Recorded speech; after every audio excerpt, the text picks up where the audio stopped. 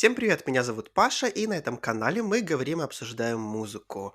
Заранее извиняюсь, я, возможно, говорю еще в нос, я тут только болел, простудился, лето полным ходом. Ненавижу лето, просто скорее бы закончилось. Но наступление лета означает еще и то, что уже прошло половина года, как бы нам этого, не знаю, хотелось, не хотелось, тут не знаю, чего ждать, чтобы быстрее закончилось или чтобы не заканчивалось, потому что сейчас херово, что как бы в обозримом будущем ничего хорошего не предвидится. Но также все это время выходила музыка, местами плохая, местами хорошая, местами нормальная, и какую-то из них я обсуждал на этом канале, делал отдельные разборы. Вы можете их посмотреть, о чем-то я не говорил, но все тоже это знают, потому что это какие-то крупные релизы, а есть релизы, которые вроде как довольно крупные, но как-то о них не говорят, особенно в нашей сфере людей, кто говорят на русском, украинском, белорусских языках. Но при этом я считаю, что эти альбомы заслуживают внимания, и я решил с вами ими поделиться. Поэтому сегодня 5 альбомов, которые вы, возможно, слышали, что они выходили, возможно, вы знаете этих артистов, но я уверен, что большинство из вас эти альбомы не слушало. А если вдруг и слушало, то ну, ничего страшного, я вам быстренько скажу, что я думаю, оценочку скажу. И в целом давайте смотреть на этот ролик как на что-то, что вы можете послушать летом, открыть для себя каких-то новых артистов, возможно, какую-то интересную музычку. Поэтому отбрасываем предрассудки и поехали. И первый альбом, про который я хочу поговорить, это Arcade Fire с альбомом We. Скажу сразу и скажу честно, это не лучший альбом Arcade Fire.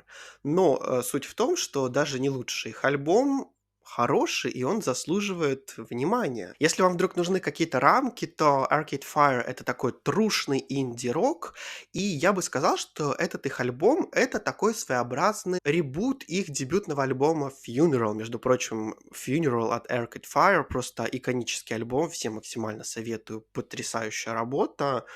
Ей там уже, по-моему, лет 17-18, но звучание просто вкусное до безумия. Альбом We, наверное, по концепции не такой мощный, как, допустим, их дебютник, о котором я говорил только что, но при этом он обладает такой, знаете, магической способностью поднять твой дух, поднять твою жопу с дивана, как-то немножко вдохновить, поднять настроение и заставить даже немного потанцевать. Слышно, что в альбом вложена душа, идея, концепция, тексты звучат великолепно, инструменталы у них всегда на высоте. И, наверное, именно поэтому альбом, как такой цельный проект, работает очень хорошо, очень приятно, и я уверен, что вы не пожалеете, если потратите час своего времени на прослушивание этой пластинки. Три моих любимых трека с этого альбома — это Age of Anxiety One, The Lightning One и Unconditional Two. И моя оценка этому альбому 7. В стену только что дал. И моя оценка этому альбому 7,8 из 10. Второй альбом, про который я хочу поговорить, это Wet Leg. Wet Leg. Официально в графе жанра этого альбома указан инди-рок и постпанк. Я не могу сказать, что я прям на 100% согласен с данной формулировкой. Я бы сказал, что это скорее такой панк-рок, возможно. Но в любом случае это такая очень мощная британская альтернатива. И эти две потрясающие девушки, собственно, их группа Wet Leg, вырываются к нам с их дебютным альбомом. Это их первая работа, и она настолько стильная, настолько мощная, настолько драйвовая, настолько какая-то кинематографичная, что просто невозможно ее пропустить мимо себя. Это правда очень сильный материал. Если вот знаете, альбом «Мелодрама» от Lorde называют таким гимном молодости, именно вот знаете, подростков, которые только перешли в стадию взросления, то вот альбом Wet Leg, я бы сказал, это гимн молодежи, которая вот сейчас где-то между 20 и 30 годами. То есть вот я лично таргет этого альбома, и это работает просто на 101%. Этот альбом — это такой, знаете, веселый кич, немного задорства, и они умудряются даже из каких-то самых банальных тем, вроде поездка за покупками или какое-то валяние на шезлонге с размышлением там о чем-либо летом, они из этого делают крутую, интересную тему, круто ее обыгрывают, и получается потрясающий по композиции альбом. Именно поэтому я считаю, что данный альбом такой немножко гламурный, очень цепляющий, очень такой ехидный местами, работает на 101%, и моя ему оценка 8,5 из 10, и 3 любимых трека — это Wet Dream, Angelica и Chase Long. И если вы хотите, чтобы вас ввел в их звучание кто-то вам знакомый, просто послушайте кавер Гарри Стайлза на песню Wet Dream. Третья в моем списке — Розалия с альбомом Motomami. Да, решил я добавить немножко латины в наш сегодняшний замес, и я уверен, что почти каждый, кто посмотрит этот ролик, слышал о том, что этот альбом вышел, но вот слушали ли вы его от начала до конца, я в этом очень сомневаюсь. Так что пусть я буду вашим тем звоночком, который напомнит о существовании этого альбома и что его стоит послушать. Сразу скажу, надо быть готовым к тому, что это латинская музыка. Она не такая, как та, к которой мы привыкли, американизированной. Это другая попса, этот альбом попса. И латинский поп, он немножечко другой. Он очень яркий, он очень громкий, он очень эксцентричный. И нам это кажется, наверное, немножко устаревшим только потому, что наша поп-музыка, британская, американская, была такой где-то лет 10 назад. Но проблема в том, что латинская музыка опирается не на то старое звучание, а идет уже вперед. И та же Розалия своим вот этим вот смешением такой попсы с реггетоном работает как раз-таки на опережение, потому что я уверен, что такая попса к нам скоро придет в ближайшие пару лет. Вообще, сам альбом Мотомами, мне кажется, это такой довольно модный дарк электропоп с элементами экспериментального звучания, немножко такой, знаете, дерзкий, броский, свободный, персональный и очень концептуальный. Скорее всего, это можно вот отнести к какому-то арт-попу, который, возможно, скоро дойдет до всем знакомых нам чартов. А пока что Розалия, по сути, такой немножко пионер в этом направлении.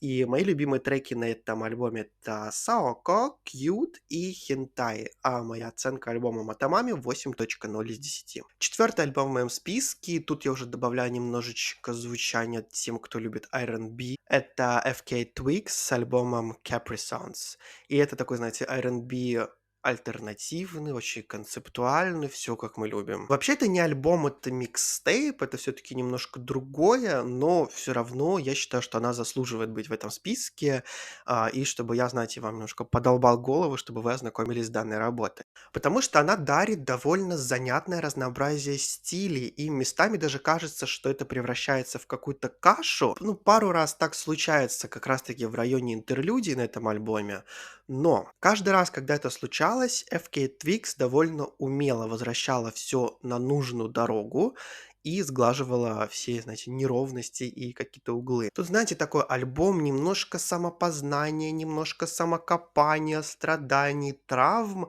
но все окутано такими богатыми, очень занимательными мелодиями, что вообще иногда даже забываешь, что это микстейп, но все-таки из-за того, что это микстейп, наверное, ему не хватает такой немножко, знаете, альбомной грандиозности и такого, знаете, размаха, но поэтому и хорошо, что это микстейп, потому что это работает, звучит круто, советую. Три моих любимых трека — это Tears in the Club, Meta Angel и Thank You Song. И моя оценка этому альбому 7,5 из 10. Ну и пятым альбомом еще немножечко R&B, только на этот раз уже такого contemporary современного R&B. Это Келани и ее альбом Blue Water Road.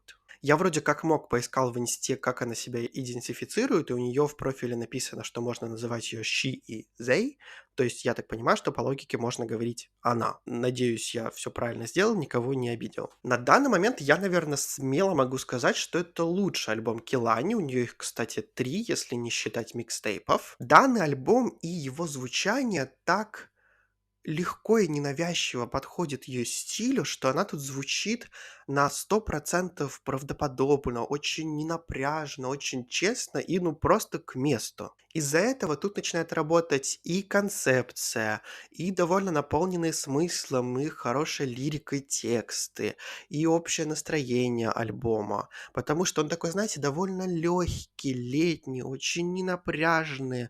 Поэтому, наверное, вот в данный момент это идеальная пластинка для прослушивания, чтобы вот прям окунуться в этот такой солнечный, но немножко такой страдальческий, как мы все любим, но интригующий альбом. Лучшими треками я бы назвал "More Than I Should", "Altar" и "Wandering Wandering". И моя оценка этому альбому 7,1 из 10. И на этом основной топ-5, которым я хотел поделиться, окончен, но я бы хотел добавить еще один шестой альбом, как бы таким, знаете, бонусом.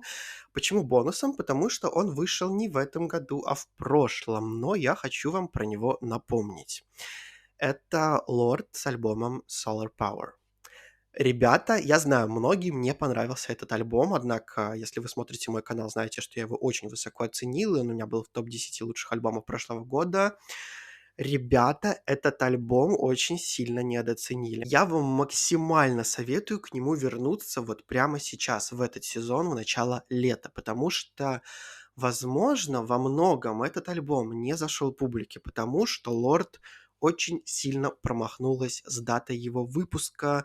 Он вышел уже к концу лета, поэтому немножко тематически не попал в настроение основной аудитории, особенно европейской, у которой лето вот, ну, сейчас, а не у Лорд, у которой там в Новой Зеландии лето в январе. Этот альбом очень вайбовый, он очень красивый, там потрясающие тексты, которые показывают взросление Лорд и переход от такой, знаете, подростковой депрессии постоянной к самопознанию, к развитию самой себя и понятию того, что, будучи взрослым, приходится иногда просто радоваться тому, что есть, что вот светит солнце, что ты можешь там выйти подышать на улицу свежим воздухом и отловить от этого кайф. Именно поэтому он у меня как бы тут шестой в этом списке. Всем напоминаю и максимально советую. Lord, Solar Power.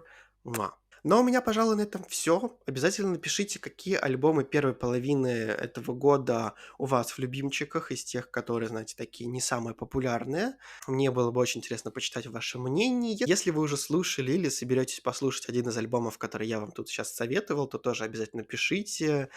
Всегда помните, комменты — это вообще самое мое любимое. Всегда интересно, всегда здорово. И, кстати, нас 1000. Всех поздравляю, всем спасибо, очень приятно. Наверное, некоторые скажут, что 1000 за сколько там, 2 года — это мало. Я так не считаю. Из-за того, что я вполне осознанно делал такой продукт, такой, канал, который соответствует очень-очень маленькому таргету. В нашем пространстве это, не знаю, наверное, потолок — это там 10-15 тысяч человек, которые так вот горят музыкой и хотят слушать не развлекательную подачу контента, а более такую, знаете, критическую. Поэтому в данной ситуации я считаю, что это успех, это очень классно, и большое спасибо всем, кто подписан. Ну и все, я, пожалуй, все таки заткнусь на этом моменте. Всем спасибо за просмотр, всем пока.